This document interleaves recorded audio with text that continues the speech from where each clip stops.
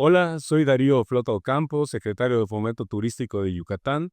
Y yo, David Escalante, director del Fideicomiso Público para el Desarrollo del Turismo Reuniones en Yucatán. Queremos invitarlos a visitarnos en la 37ª edición del Congreso Internacional de Medicina de Urgencias y Reanimación, que se realizará del 17 al 20 de febrero del próximo año 2026, aquí en el Centro Internacional de Congresos de Yucatán. Los esperamos.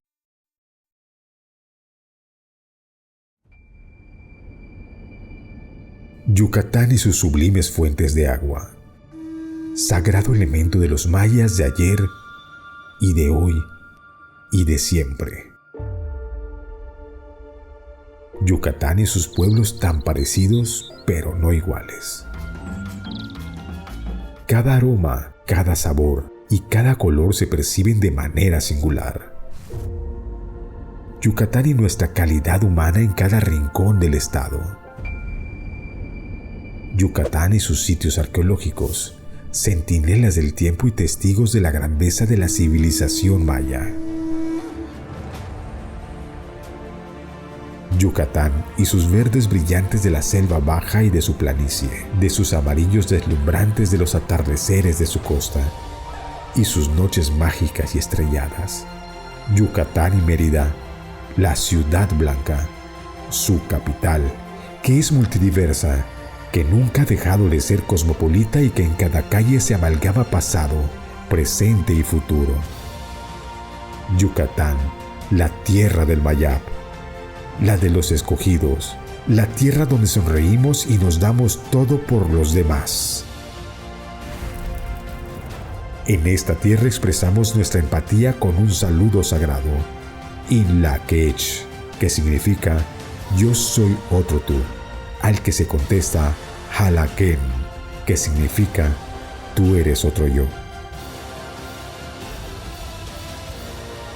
Manifestando así la conexión que existe entre cada uno de nosotros.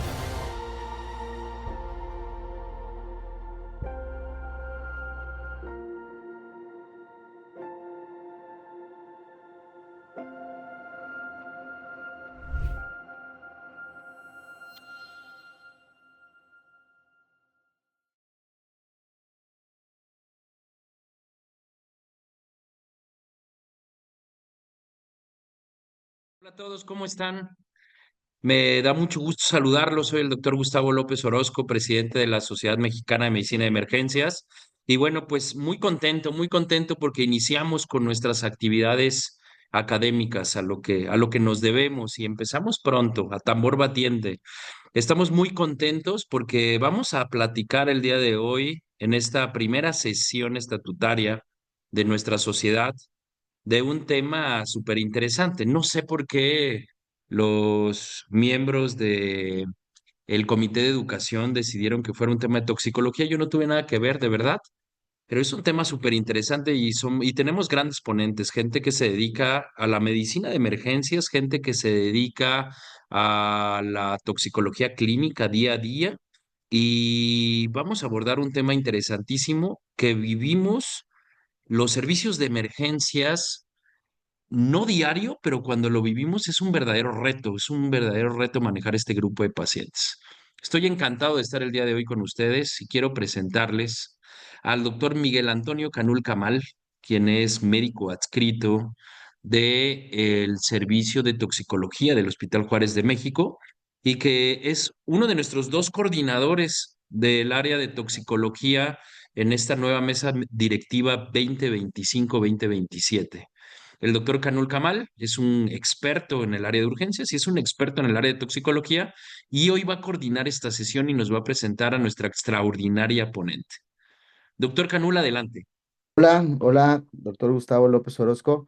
Muchas gracias por la presentación y gracias por invitarnos a ser partícipes en este bienio, sobre todo con temas que nos apasionan, que es la toxicología clínica. Obviamente, como urgenciólogo también me apasiona mucho esta área y enfocarnos en algunos temas como el que vamos a ver el día de hoy. Es muy importante para la capacitación de todo el personal de salud que está en las áreas de urgencias, ¿no? Como bien comentó, este tipo de situaciones tal vez no las vemos diario, sobre todo cuando está enfocado a un tóxico, pero sí cuando nos toque y nos llegue a las salas de urgencias o desde manera prehospitalaria vemos o identificamos este tipo de pacientes, pues hay que saber qué hacer, cómo abordarlos.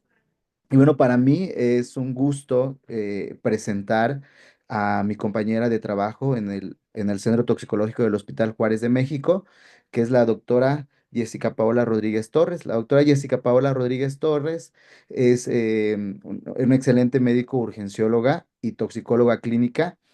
Ella actualmente pues es la encargada del centro toxicológico y también labora en el hospital del IMSS número 23.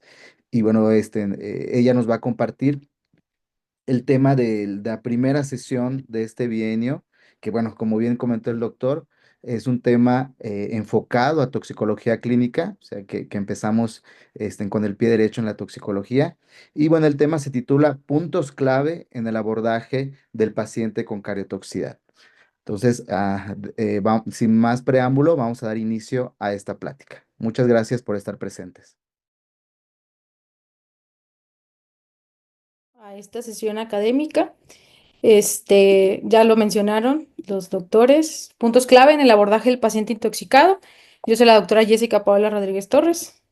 Quiero agradecer especialmente a la Sociedad Mexicana de Medicina de Emergencias por la invitación para esta ponencia, para iniciar con todo a las actividades académicas y también un agradecimiento al doctor Gustavo, así como una felicitación por su presidencia en este bienio, y también a mi compañero y amigo, el doctor Miguel Candulcamal, ¿sale? Vamos a dar inicio a esta sesión y pues básicamente los puntos clave en la cardiotoxicidad deberían ir basados en preguntas, ¿no? Preguntas que nos van a dirigir y nos van a enfocar acerca de cómo es que se van a manejar estos pacientes, para lo cual es importante lo primero. Cuando llega un paciente arriba a la sala de urgencias, ¿qué genobiótico ingirió? ¿Sale? Saber qué genobiótico me va a determinar a mí hasta dónde va a tener el alcance cardiovascular el paciente. La dosis de la ingesta, dosis estimada. Lamentablemente a veces nosotros no sabemos una dosis exacta, ¿no? Por eso es que el término estimado es correcto. Se trata de un fármaco cardiovascular. Sabemos que si es un beta bloqueador, un calcio antagonista, el efecto va a ser muy importante e incluso en algunas ocasiones, pues sí va a tener importancia en la toxicidad, ¿no? Incluso puede el paciente llegar a fallecer por esta ingesta o esta sobreingesta. Vamos a ver algunos casos. Y también tomar en cuenta que hay algunos genobióticos que tienen toxicidad cardiovascular indirecta, que a lo mejor, por ejemplo, si yo les dijera paracetamol, pensaríamos que el paracetamol no tiene ningún efecto cardiovascular, ¿no? Pensamos, el paracetamol solamente afecta el hígado, pero pues tenemos que saber que genera acidosis metabólica y esa acidosis metabólica va a producir, a final de cuentas, una alteración cardiovascular. Otra pregunta que nos deberíamos de hacer siempre que llegue un paciente con ingesta de fármacos es, ¿estoy a tiempo de una terapia de descontaminación? Y con base en ello, tomar las medidas prudentes y en tiempo y forma para llevarla a cabo, ¿no? Tengo o cuento con antídotos reanimadores en la sala de urgencias. Vamos a ver un poco acerca de ellos muy superficialmente, pero es importante saber qué arsenal tenemos para poder dar la atención adecuada a estos pacientes. Puntos clave: un paciente intoxicado que llega con hipotensión, alteraciones del ritmo como la bradicardia o la taquicardia y parada cardíaca. Ahí les puse ese meme, ¿no? Pues corro, ¿no? Porque simplemente esta triada tan interesante nos va a llevar a realizar un montón de intervenciones que nos pueden ayudar o empeorar el cuadro clínico del paciente. Entonces, el manejo tiene que ir basado en esto, ¿no? Manejo de la hipotensión, manejo de la bradicardia o de la taquicardia, según sea el caso, y si el paciente llega a parada cardíaca, manejar la parada cardíaca, ¿no? Existen algunos genobióticos que están relacionados a alteraciones cardiovasculares. Aquí se los englobo. Algunos generan taquicardia, como los alcoholes tóxicos, la mantadina. Algunos otros están muy relacionados a alteraciones como la bradicardia, como el digital, la quinidina. Habrá algunos que me pueden generar alteraciones en el ritmo, como la fibrilación auricular. De ahí las hormonas tiroideas es un claro ejemplo. Pero quiero que nos quede muy en claro que cada uno de estos genobióticos tiene un sitio de acción específico en el miocardio, ¿no?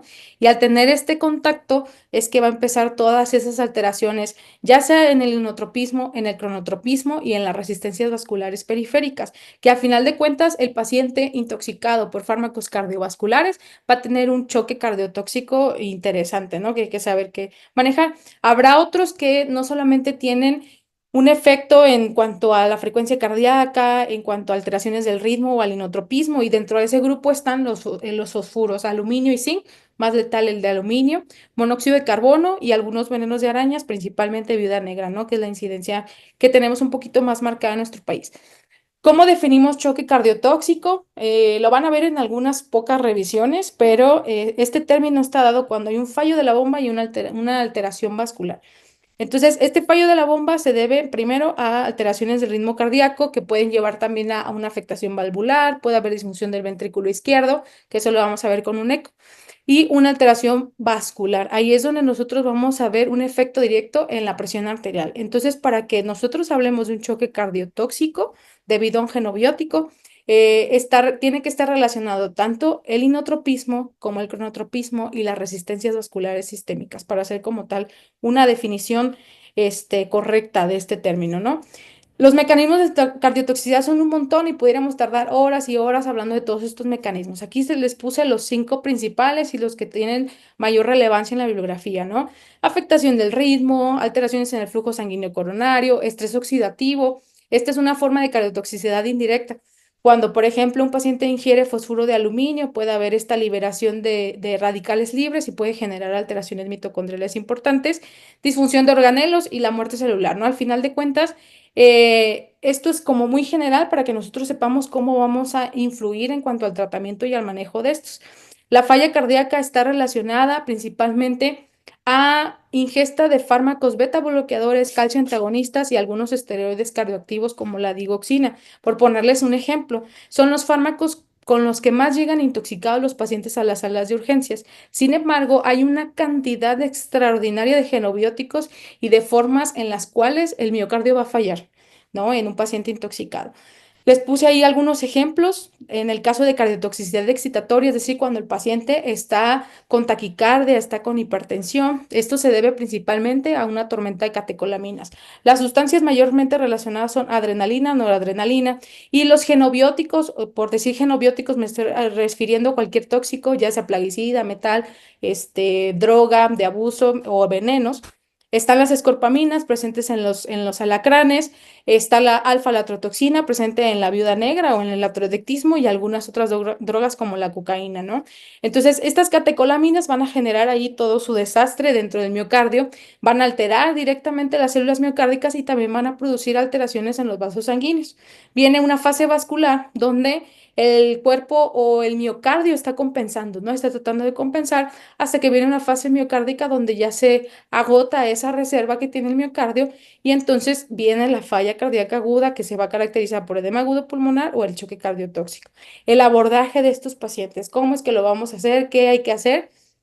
En cuanto a las técnicas o las formas de llegar a un diagnóstico certero y con eso tratar el envenenamiento, la intoxicación o en su caso el choque cardiotóxico.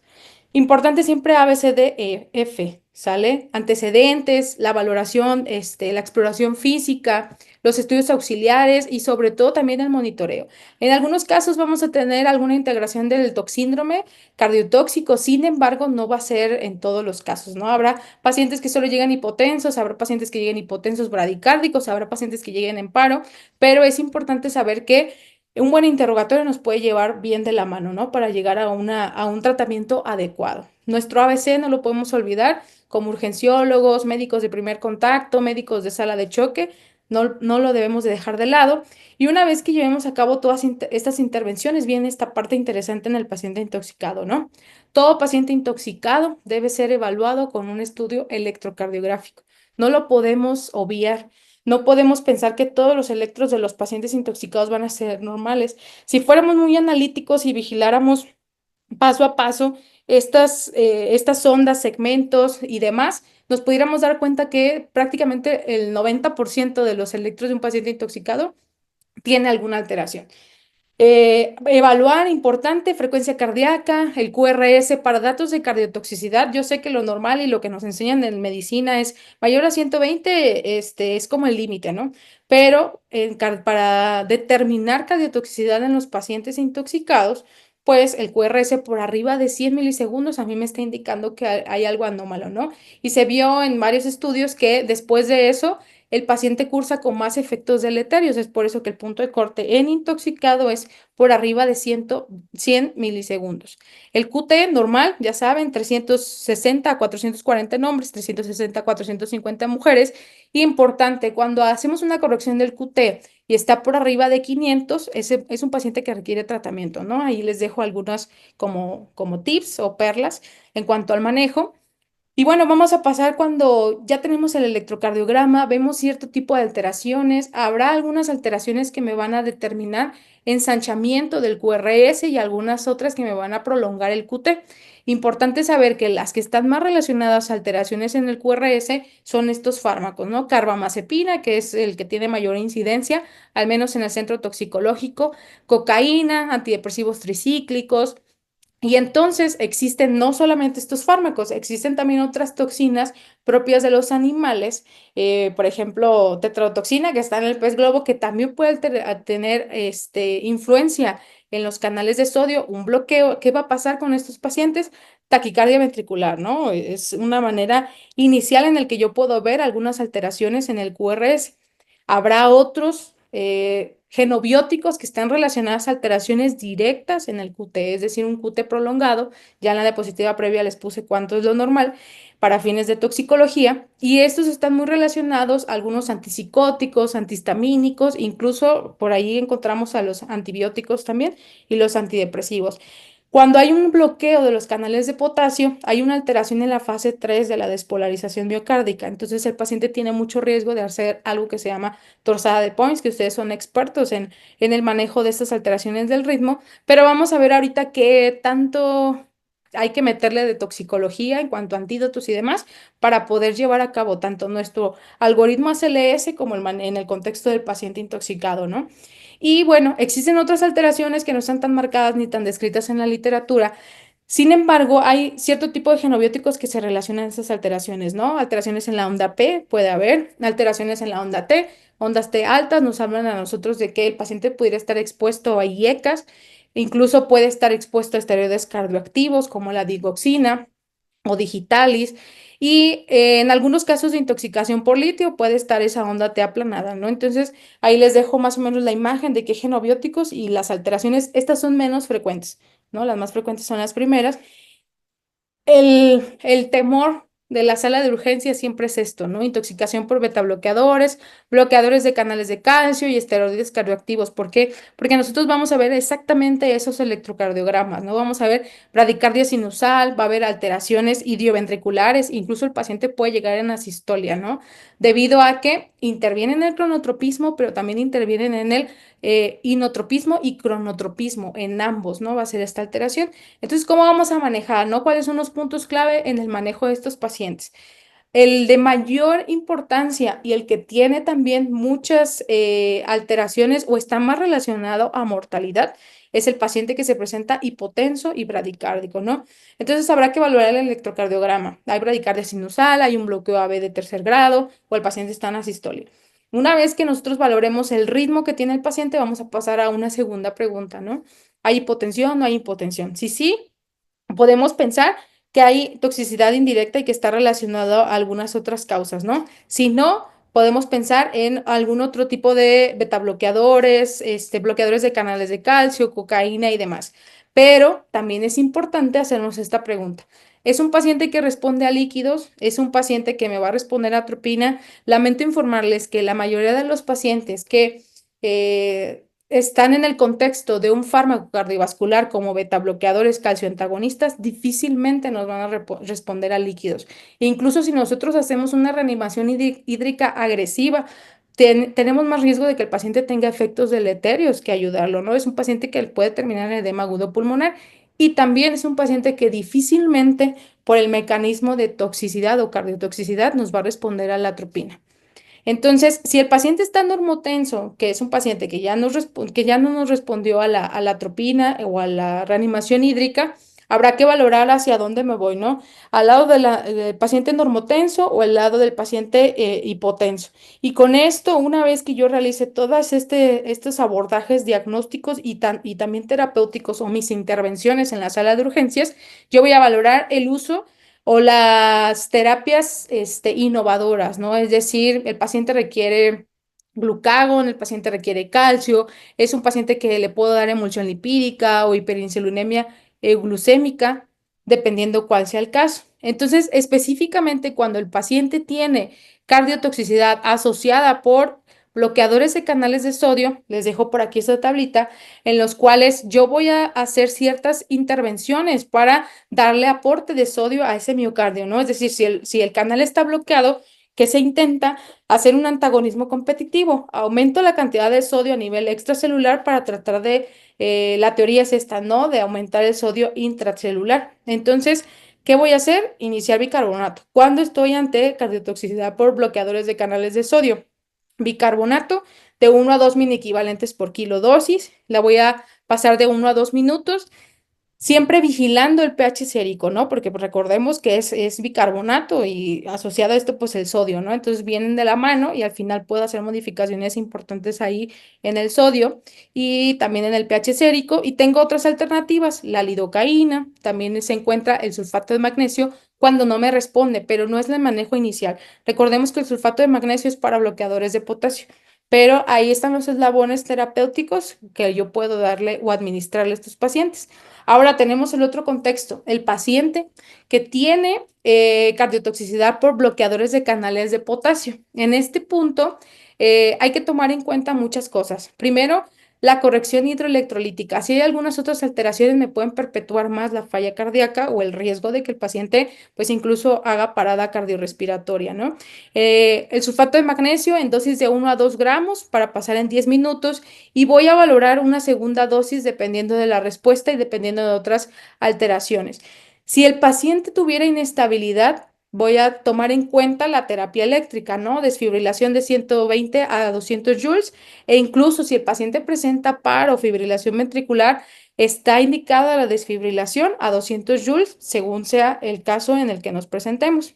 Eso es como lo general de lo que podemos hablar o de lo que podemos hacer de primera instancia, ¿no? Pero una vez que nosotros sabemos que es un betabloqueador, que es un calcioantagonista, que estamos enfrentándonos a estos fármacos tan interesantes, pues hay antídotos específicos que nos van a ayudar o nos van a proporcionar mejor respuesta del paciente al tratamiento, ¿no? Tenemos la atropina, les mencionaba en un principio que a veces los pacientes no son respondedores a atropina en este contexto, ¿sale? Ustedes sigan su algoritmo ACLS, sin embargo, en el contexto del paciente intoxicado y más por estos fármacos, por eso les puse el ejemplo, difícilmente nos responden a. Pero tenemos por ahí otras terapias, el glucagón, en el caso del glucagón, es un efecto cronotrópico, inotrópico y también este fármaco o este antídoto pues va a tener un aumento en la frecuencia cardíaca, un aumento en la tensión arterial y es por eso que es el antídoto ideal, ¿no? Sin embargo, a veces hay poca disponibilidad. De igual manera, ahí tenemos las dosis con las cuales vamos a administrarlo. Y el calcio sí está indicado, lo tenemos disponible. Más comúnmente tenemos gluconato de calcio.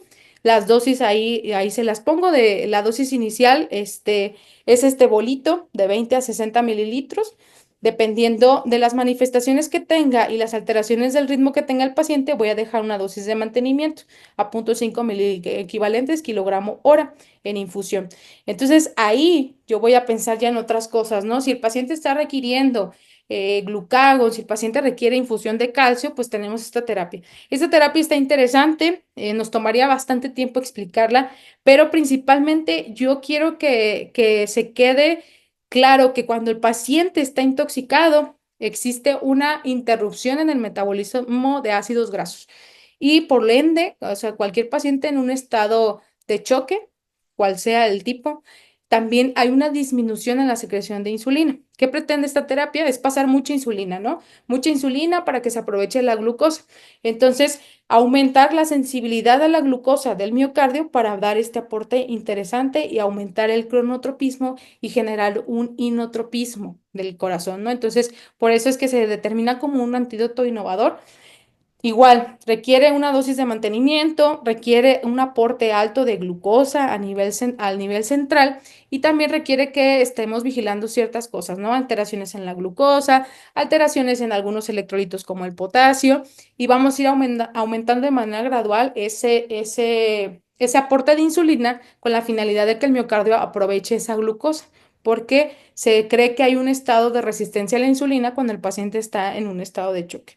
Y tenemos también a la intralipid, ya algunos médicos que han rotado con nosotros seguramente la conocen, y no dudo que muchos de la audiencia lo conozcan. Entonces, este intralipid también tiene cierto beneficio, ¿no? Aunque su evidencia es 2D, es decir, úsalo cuando ya hayas usado o agotado todos tus anteriores antídotos, tiene varios mecanismos por los cuales funciona. En algún punto, por esta cantidad de ácidos grasos que tiene, es prácticamente el que se utiliza para la nutrición parenteral y también es como el excipiente del propofol y demás. Tiene esas mismas características. Entonces, este intralipid, ¿qué pretende? Uno es como una esponja lipídica, ¿no? Es decir, atrapar el genobiótico. Hay otras teorías que mencionan que también le da aporte de ácidos grasos al miocardiocito y algunas otras mencionan que puede aumentar la efectividad de los canales iónicos. Y una cuarta teoría donde se menciona que pudiera estar muy relacionado a una disminución del óxido nítrico. Ustedes saben que el óxido nítrico genera vasodilatación. Entonces, si yo reduzco la cantidad, la secreción de óxido nítrico endotelial, por ende, el paciente pues va a generarse menos vasodilatación, ¿no? Entonces tiene un efecto también como inotrópico y cronotrópico.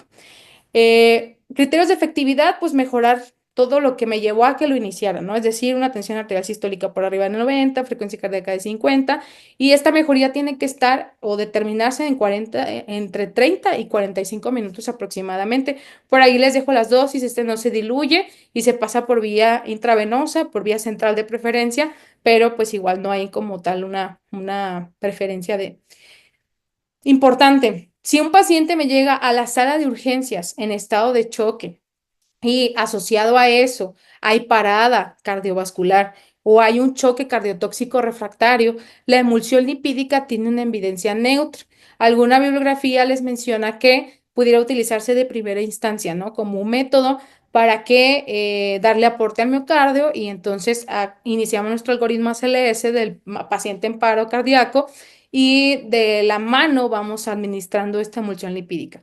Entonces, en ese caso de que el paciente llegue a la sala de choque, esté en paro y estemos seguros que es una causa tóxica o toxicológica, la dosis o la administración es en bolos de 100 mililitros cada 3 minutos, máximo 5 bolos, o sea, máximo 500 mililitros. Evidentemente, yo administro el primer bolo, espero a ver respuesta.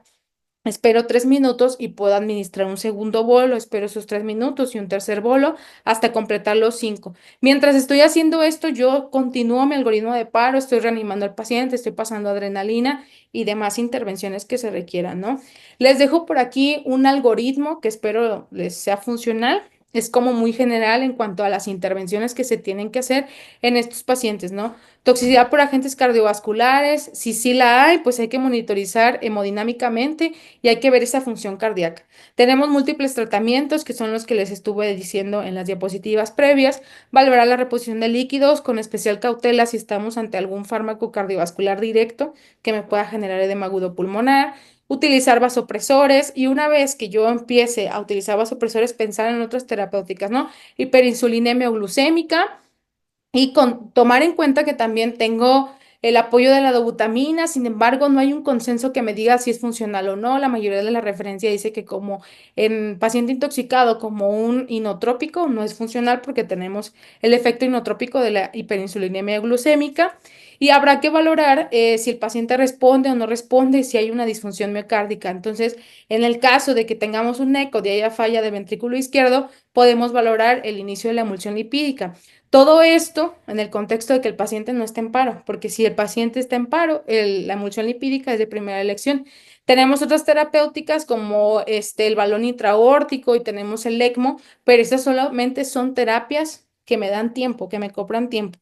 Uno, para que se elimine el genobiótico sin generar la catástrofe mitocondrial o me da una terapia soporte para que el paciente pues resista a este estado de intoxicación. Y pues por ahí les dejo nuestros datos del centro toxicológico, redes sociales. Importante, no olvidar nunca el electrocardiograma del paciente intoxicado, ¿sale? Igual les dejo ahí el correo electrónico. Un agradecimiento a la Sociedad de Medicina de Emergencias por esta invitación. Y pues quedo a disponibilidad para las preguntas que tengan.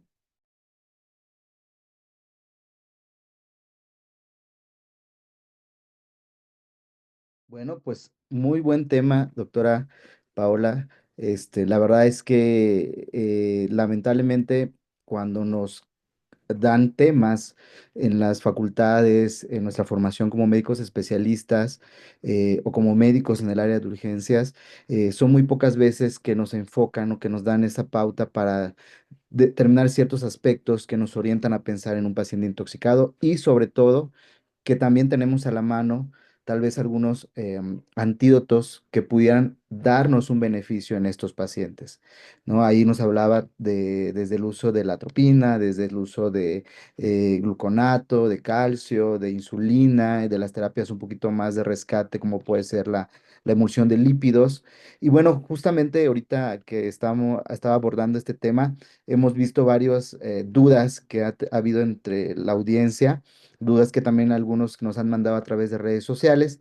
Y bueno, en base a eso le quiero iniciar como una de estas preguntas que pues esperemos que nos pueda orientar un poco, sobre todo a todos los que nos están viendo y escuchando desde su casa, desde su auto, desde su centro de trabajo. Entonces, la primera pregunta dice, ¿hasta cuánto tiempo después de detectar datos de cariotoxicidad se podría considerar el inicio de la terapia con emulsión de lípidos?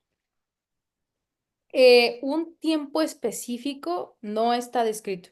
Sin embargo, si el paciente tiene hipotensión, tiene alteraciones del ritmo, se puede considerar. ¿Sale? De primera instancia tenemos que pensar en la hiperinsulinemia glucémica. Y solamente en el caso de que el paciente tenga parada cardiorrespiratoria, ahí se usa desde un principio, ¿no? Entonces, como les mencioné en el algoritmo, lo primero que hay que valorar, pues, qué fue lo que tomó, además, está hipotenso, tiene alguna alteración del ritmo, iniciar con los antídotos específicos, ya sea gluconato de calcio, valorar el uso de glucagón y demás, y al final nosotros dejamos la emulsión lipídica, pero eso no quiere decir que puedan ser 6 horas, 7 horas. Recordemos que iniciar la terapia específica en las primeras horas nos va a ayudar bastante a que el pronóstico del paciente mejore. Muy bien, muchas gracias. Y también, pues, yo creo que complementar un poquito, recuerden que ante la duda entre qué pudiera haber generado esa cariotoxicidad, si en realidad es de causa toxicológica o no, siempre hay que dar manejo ABC, ¿no? Y obviamente, y una vez que detectemos o que sospechemos ya de manera un poquito más certera que en realidad hay un tóxico, pues tal vez ahí orientarnos justamente, como nos comenta la doctora, a las terapias que son un poquito más específicas o de rescate. Muy bien, pues por ahí también el doctor Gustavo López Orozco tiene algunas preguntas que ya nos comentó que también le gustaría hacer a la audiencia o a la doctora, perdón, que le mandó la audiencia. Si el doctor Gustavo nos pudiera ahí abrir la cámara, por favor. Gracias. Muchas gracias, doctor Canul. Doctora Rodríguez, muchas gracias por un tema tan extraordinario. Es un tema de reanimación pura, ¿no? Es un tema de la sala de choque, es un tema en donde el urgenciólogo es quien tiene que resolver este tipo de tratamientos y es cuando el paciente no responde. El paciente, cuando tradicionalmente tú haces una reanimación bien hecha, pero tu paciente no sale. Entonces, ¿qué sigue? Y nos acabas de marcar de una manera muy clara cuál sería el algoritmo y las estrategias de manejo con todas estas terapias alternativas que tienen niveles de evidencia y que han funcionado en los pacientes críticos con cardiotoxicidad. El tema de la emulsión lipídica siempre ha sido controversial, ¿no? Y entre los toxicólogos nos hemos puesto unas buenas discusiones, pero para que le quede claro al médico de emergencias que está abordando este tipo de pacientes, ¿esta emulsión lipídica podría ir por otra vía? O sea, el paciente está muy grave, no tenemos acceso venoso, tiene fragilidad capilar, no puedo entrar ni siquiera con ultra, está complicada la reanimación. ¿Podría utilizar yo la emulsión lipídica por otra vía? Sí, si es en fases de reanimación, no habría problema. Si la podemos utilizar por vía periférica, valorar que si vamos a dejar una infusión cuando un paciente tiene estabilidad, que normalmente duran entre 6 y 7 horas la emulsión, ahí sí tendremos que encontrar un acceso venoso central. Pero sí, sí, o sea, como antídoto reanimador no podemos esperar a encontrar a encontrar la vía central, administrarla y demás, porque pues creo que la vida del paciente es lo que está acá en riesgo. Lo que sí hay bastante tema, pues es que a veces pueda generar embolismos grasos cuando se pasa por vía periférica. Entonces, la vía ideal, que quiero dejar muy en claro, es vía central. Si el paciente está en el contexto de reanimación, podemos administrarla por vía periférica. Muy bien, muy bien. Y ahí también, no sé, también me genera un poquito de duda, en el caso de prehospital, ¿se pudiera utilizar emulsión de lípidos tal vez para otro acceso en donde no se pueda tener una vía intravenosa, tal vez una vía intraósea, pudiera considerarse? Justamente hay una revisión que menciona que la vía intraósea, igual que lo que les mencionaba, está relacionada a más riesgo de embolismo graso. Entonces, la vía intraósea no es la ideal para administrar emulsión lipídica, sobre todo por la cantidad de ácidos grasos que estás pasando, la velocidad de infusión y el riesgo de efectos deleterios, ¿no? Entonces, ahí sí, si no hubiera acceso, igual podemos pasar adrenalina intraósea y demás, pero sí sería con mucha cautela la administración. Y para el personal prehospitalario, yo creo que sí tendríamos como un sesgo debido a que hay que estar vigilando varias constantes que requerirían que el paciente estuviera en una sala de urgencias, en una sala de choque, para que pudiéramos valorar la efectividad. Yo recomendaría que si el paciente está en paro, ahí sí pudiéramos dar los bolos en el medio prehospital en lo que llega o en el traslado al hospital, no a la sala de urgencias.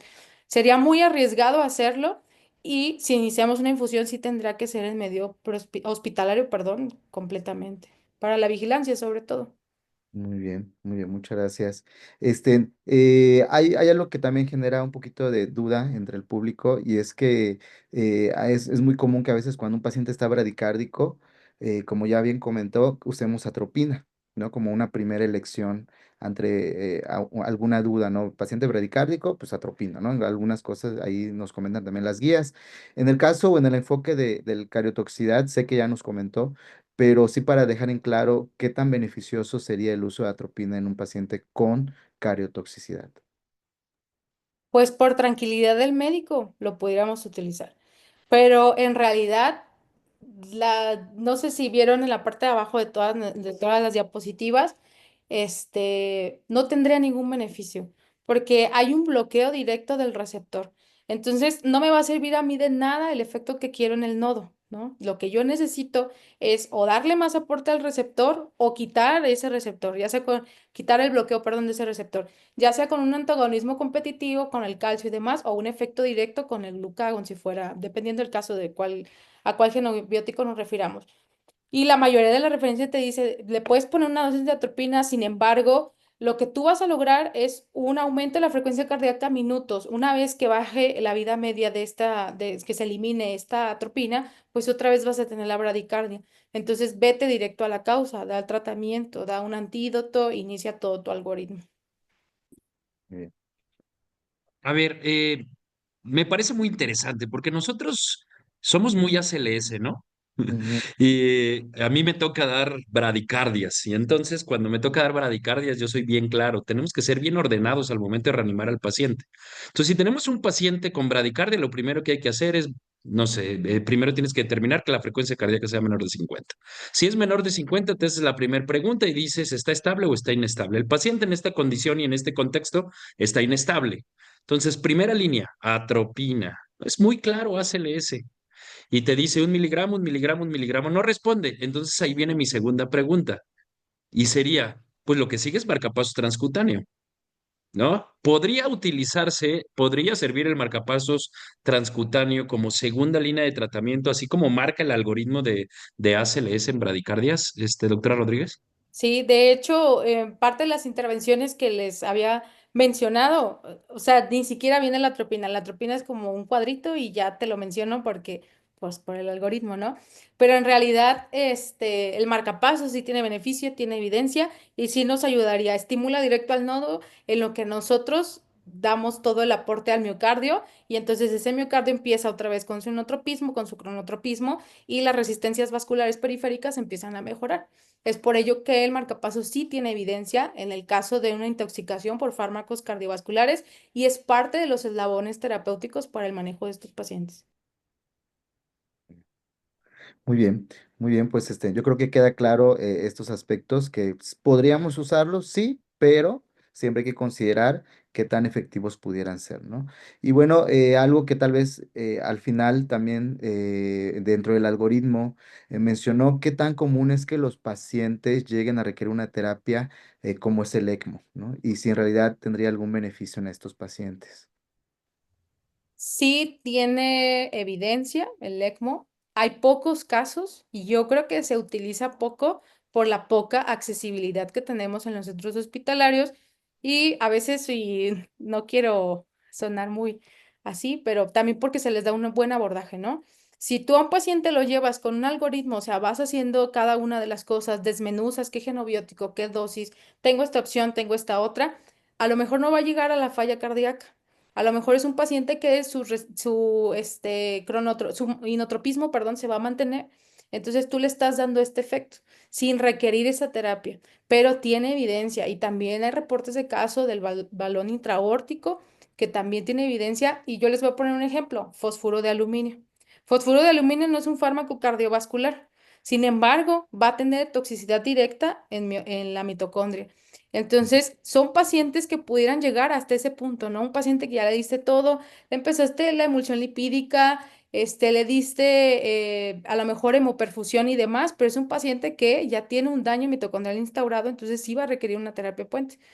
Algunos de estos casos como por ejemplo, fármacos cardiovasculares, pues sí remiten, nos generan un poquito más de problema en la sala de choque, pero sí remiten con estos antídotos que les mencioné. También un tema muy relevante que es el tema de la insulina, que muy bien lo marcaste en esa diapositiva en donde nos dices cuáles son las dosis iniciales, cuáles son las metas que hay que alcanzar. Me gustaría que resaltaras nuevamente cuál sería el momento en el que yo digo, esto está funcionando, porque muchos de los pacientes que hemos tenido en la sala de choque, donde no tenemos el intralipid, por ejemplo, utilizamos la insulina, porque esa sí la tenemos a la mano, a dosis muy altas, como tú bien lo describes. Pero ¿cuándo podría yo decir, cuidando glucosa, cuidando potasio, de estos monitoreos toxicológicos que bien nos describiste, cuándo digo, híjole, ya está jalando la insulina? Este tratamiento está siendo efectivo en el paciente. Ok, habrá que valorar, las constantes normalmente son monitorizadas por ultrasonido, ¿no? Entonces hay que ver qué tanta distensibilidad tiene el ventrículo, hay que valorar el gasto cardíaco y demás.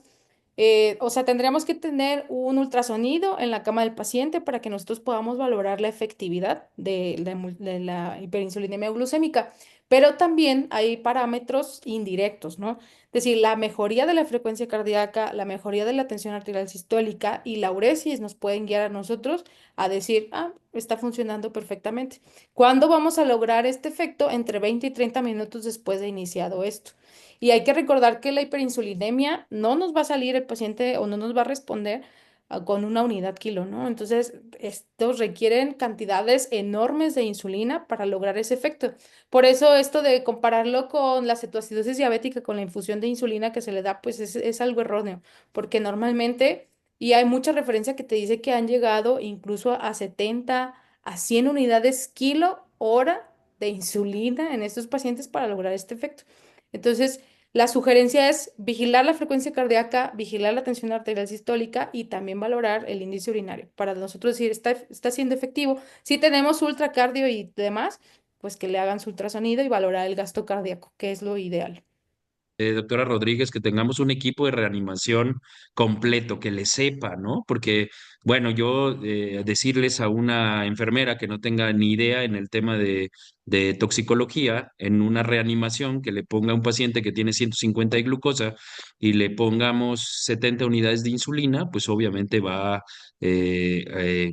va a estar tan de acuerdo y en el peor de los escenarios, pues se va a esperar a que llegue el siguiente turno para que puedan ponerle una dosis a la que ella está acostumbrada. Por eso es muy importante tener el recurso, pero no solamente tener el recurso, sino tener el procedimiento bien definido, que podamos entrenarlo antes, así como entrenamos otras emergencias médicas, para que nuestro equipo esté bien relacionado, bien entrenado, bien cierto de cuáles van a ser las metas que nosotros queremos alcanzar y cuáles son los cuidados en el monitoreo toxicológico y en el monitoreo cardiovascular estrecho que estamos haciendo en estos pacientes. Entonces, creo fundamental esta parte. Doctor Canul, no sé si tengas algún otro comentario para cerrar este tema que me parece muy relevante, muy de urgencias. Este es un tema no solamente el toxicólogo, de hecho el toxicólogo llega a apoyar, ¿no? Llega a reafirmar alguno de los procedimientos, pero en realidad el que lo hace es el médico de emergencias, es el que tiene en la sala de choque los antídotos reanimadores, quienes los inician, quienes le dan el manejo de soporte como bien lo saben, lo sabemos hacer, y entonces, bien dicho, son antídotos reanimadores, sí o sí en la sala de choque y sí o sí le salvan la vida si los tienes y si los sabes utilizar correctamente. Canul. Sí, sí, pues agradecer por este regalo que nos da la sociedad, por ser un tema de algo de urgencias enfocado a cardiotoxicidad, que digo que es un regalo porque muchas veces no nos enfocan en las aulas, en la enseñanza, este tipo de temas, ¿no? Y es importante reconocerlos, es importante tratar estos padecimientos y bueno, qué mejor con expertos, ¿verdad? En el área. Y bueno, en agradecer como parte del Comité de Toxicología esta primera sesión al doctor Gustavo López Orozco, actual presidente de la sociedad, y pues también a la doctora Paola por su tiempo, por enseñarnos todas estas actualizaciones en esta área y pues saber que es un tema que seguramente va a despertar muchas dudas y para eso estamos, ¿no? Para apoyarnos, para como médicos urgenciólogos y toxicólogos clínicos, pues despejar estas dudas. Doctora Pau, por favor, algo con lo que quiera cerrar esta sesión, que en realidad nos mostraste cosas muy interesantes, hay que estudiarle al tema y esto es apasionante, el tema de la cardiotoxicidad. ¿Con qué quieres cerrar? ¿Qué te gustaría concluir con este tema? Ok, pues hacer un poquito de énfasis más, doctor, con el tema de que esto lo hace el urgenciólogo. O sea, el médico toxicólogo llega y apoya, y a lo mejor yo tengo la emulsión lipídica en mi servicio y demás, pero todo esto que les mencioné, cardiovertir, interrogar, iniciar la hiperinsulinemia glucémica, todo esto lo debería de saber el urgenciólogo y lo debería de manejar al 100 para que cuando llegue el toxicólogo y a lo mejor meta ahí medio la mano y se lo lleve a su piso, ya esté estable este paciente. ¿Sale? Yo sé que el trabajo es en equipo, pero pocos hospitales en el país disponen del servicio de toxicología. Entonces es nuestra obligación como urgenciólogos saber manejar un paciente intoxicado y más un paciente con cardiotoxicidad. Es nuestra obligación. No hay centros toxicológicos en todo el país. Entonces, pues los que tenemos disponible, qué chido, qué bueno, felicidades, pero mientras tanto, en el elegir hacer urgencias está una responsabilidad que tenemos que llevar de la mano, ¿no? Entonces, pues aprender toxicología y aprender cómo manejar a los pacientes con cardiotoxicidad. Y también pues agradecerles la invitación. Este es un tema que me apasiona y me apasiona la tóxico y demás. Entonces, pues muchas gracias, doctor Canul, por esta invitación. Doctor Gustavo, pues una felicitación, un abrazo y pues muchas gracias también por su tiempo. Muchísimas gracias a ambos. Un tema que nos deja muchísimo a nosotros como médicos de emergencias y lo que nos debe de dejar es estar preparados, doctora Rodríguez, doctor Canul, el estar preparados en una sala de emergencias con un botiquín toxicológico, con antídotos reanimadores, con un proceso bien definido, eso le salva la vida al paciente. El paciente intoxicado es una situación especial de reanimación y eso nos gusta a nosotros los médicos, nos reta a los médicos de emergencias. Entonces, es apasionante el tema porque tu paciente, a lo que tú tradicionalmente estás convencido de la reanimación, pues eso no va a funcionar para tu paciente, ¿no? Entonces, aquí están todas las alternativas de reanimación para que ese paciente sí salga y la verdad es que nos marcaste perfectamente cómo tenemos que seguir el siguiente paso y no responde el siguiente paso y qué alternativas más tenemos que tener y cómo hacemos el monitoreo. Un tema muy interesante. Quiero comprometerte, doctora Rodríguez, doctor Canul, a que podamos seguir teniendo estos temas durante el transcurso del año, que podamos seguir viendo temas de toxicología que son muy interesantes y el poder vincular proyectos, ustedes que son autoridad en toxicología en el país, que son el centro toxicológico más fuerte de todo el país, me encantaría poderlos comprometer para que podamos hacer cosas en conjunto como sociedad médica y poder sumar a los proyectos que ustedes tienen y también que ustedes nos apoyen a sumar a los proyectos que estamos echando a andar en la Sociedad Mexicana de Medicina de Emergencias. Y bueno, agradecer también al doctor Canul su respuesta, su responsabilidad, su trabajo, que siempre es un trabajo muy interesante y con mucha pasión. Y al doctor Kadir, que bueno, que también es parte y coordinador de este equipo de la sociedad en el tema de toxicología. Hay proyectos muy interesantes y invitarlos a todos ustedes, a todos los que nos están escuchando, a todos los que nos están viendo. De verdad que hay en la sociedad, en la mesa directiva, gente como ellos, gente muy apasionada de los temas que tienen expertise. Y vamos a tener sesiones generales como estas, que nos dejen algo diferente, que podamos poder habilitar en nuestras salas de emergencias cosas que no teníamos y que nos van a servir para dar un mejor servicio. Muchas gracias a todos los que estuvieron el día de hoy presentes. Les invito, por favor, a que conozcan nuestra página, se metan a nuestra página. Desde el día 1 ya hay una renovación en la página, tenemos cosas bien interesantes, el tema de los avales académicos, podemos avalar sus congresos, sus talleres, sus jornadas, sus libros. El tema de investigación está muy interesante, llevado a cabo por el doctor Goror del Sol. Estamos haciendo un tema de afiliación diferente al que teníamos con varias cosas benéficas. Hay un trabajo de enfermería, un trabajo de prehospital, un trabajo del equipo de educación muy interesante que seguramente va a sumar a los proyectos que ustedes tienen en sus escuelas, que ustedes tienen en sus hospitales y que les va a encantar.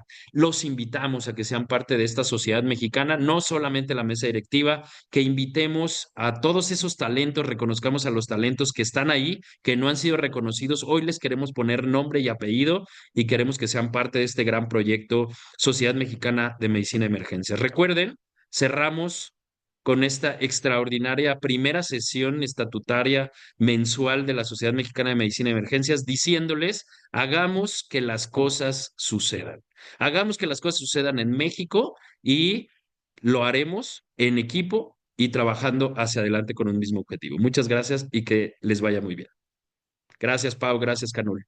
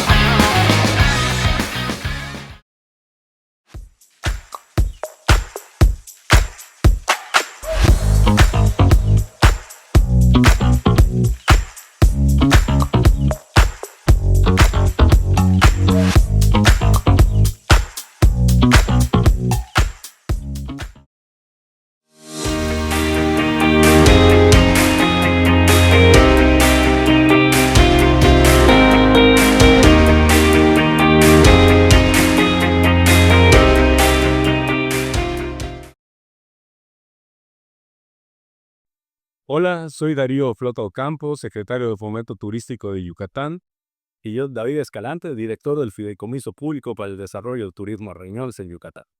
Queremos invitarlos a visitarnos en la 37ª edición del Congreso Internacional de Medicina de Urgencias y Reanimación, que se realizará del 17 al 20 de febrero del próximo año 2026, aquí en el Centro Internacional de Congresos de Yucatán.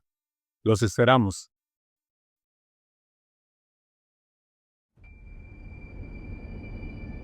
Yucatán y sus sublimes fuentes de agua, sagrado elemento de los mayas de ayer y de hoy, y de siempre. Yucatán y sus pueblos tan parecidos, pero no iguales.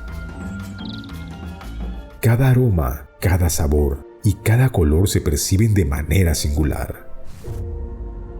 Yucatán y nuestra calidad humana en cada rincón del estado. Yucatán y sus sitios arqueológicos, centinelas del tiempo y testigos de la grandeza de la civilización maya.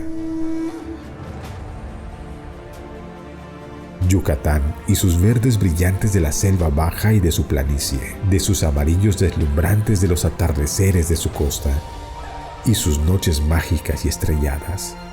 Yucatán y Mérida, la ciudad blanca, su capital, que es multidiversa, que nunca ha dejado de ser cosmopolita y que en cada calle se amalgama pasado, presente y futuro.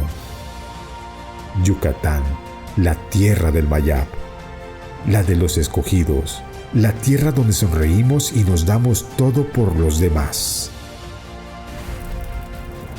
En esta tierra expresamos nuestra empatía con un saludo sagrado, Inlaquech, que significa yo soy otro tú, al que se contesta Halaken, que significa tú eres otro yo. Manifestando así la conexión que existe entre cada uno de nosotros.